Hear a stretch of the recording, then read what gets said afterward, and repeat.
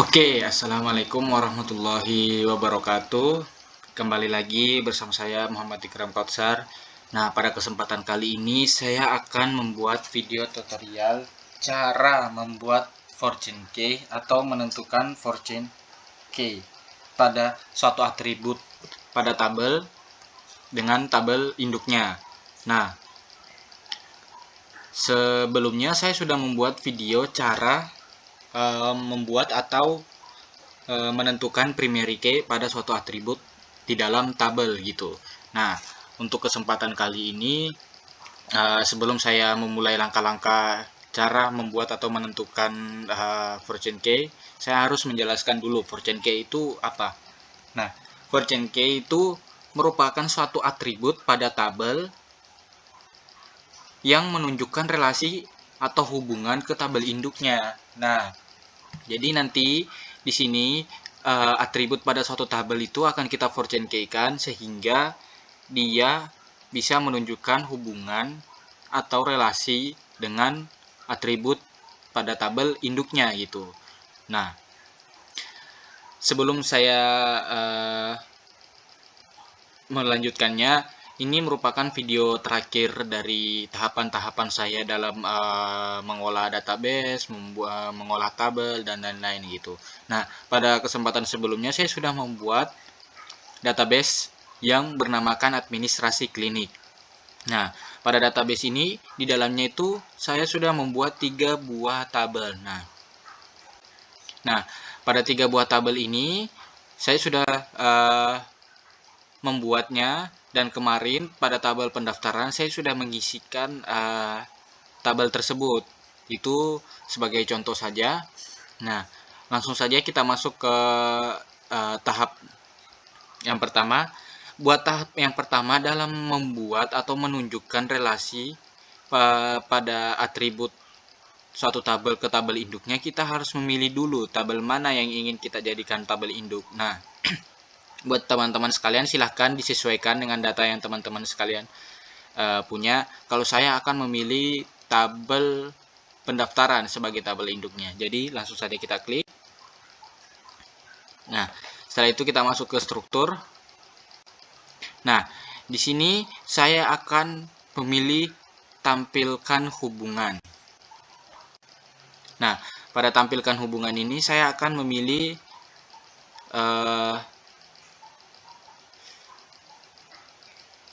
fortune key memilih constraint name. Nah, constraint name-nya sini saya berikan nama FK1 yang singkatan dari fortune key 1. Selanjutnya masuk ke kolom. Nah, pada kolom ini saya akan memilih atribut ID dokter. Nah, kenapa saya memilih atribut ID dokter? Karena atribut ini yang ingin kita tampilkan hubungannya ke tabel lainnya gitu. Nah, setelah itu saya ingin masukkan basis data. Pada video-video saya sebelumnya saya sudah membuat sebuah basis data. Nah, karena pada tabel pendaftaran ini adalah tabel pada database administrasi klinik, jadi saya pilih administrasi klinik. Nah, setelah itu kita masuk ke tabel. Nah, tabel ini yang ingin kita hubungkan dengan tabel induknya. Nah, tabel pendaftaran sebagai tabel induk ini yang memiliki atribut ID dokter. Nah, di sini saya ingin memilih harus memilih salah satu antara tabel dokter atau tabel pasien. Nah, nggak mungkin kan kita hubungin tabel pendaftaran dengan tabel pendaftaran. Jadi, di sini kita lihat di data kita itu yang memiliki ID dokter itu yang mana. Jadi, saya pilih di sini tabel dokter. Nah, otomatis di sini ID dokter dan kolom ID dokter pada tabel pendaftaran, tabel induknya, dan kolom ID dokter pada tabel dokter itu otomatis keisi. Nah, langkah selanjutnya silakan kita buat satu indeks baru di sini. Kita masukkan satu kolom, kirim. Nah, silakan teman-teman tuliskan indeksnya itu ID dokter. Nah, setelah itu teman-teman silahkan pilih di sini. Nah, di sini tuh ada pilihan-pilihannya. Nah, di sini saya ingin menggunakan ID dokter dengan tipe chart dan panjang 20. Setelah itu langsung kita kirim. Nah, Otomatis di sini akan bertambah ya di dokter. Nah, selanjutnya silahkan teman-teman ulangi lagi langkah-langkah yang sebelumnya di dokter, administrasi klinik, tabel dokter, dan kolom ID dokter. Oke, selanjutnya kita simpan. Nah, jadi teman-teman di sini dapat melihat ID dokter itu sudah menunjukkan hubungannya dengan sudah menunjukkan hubungannya dengan tabel dokter gitu.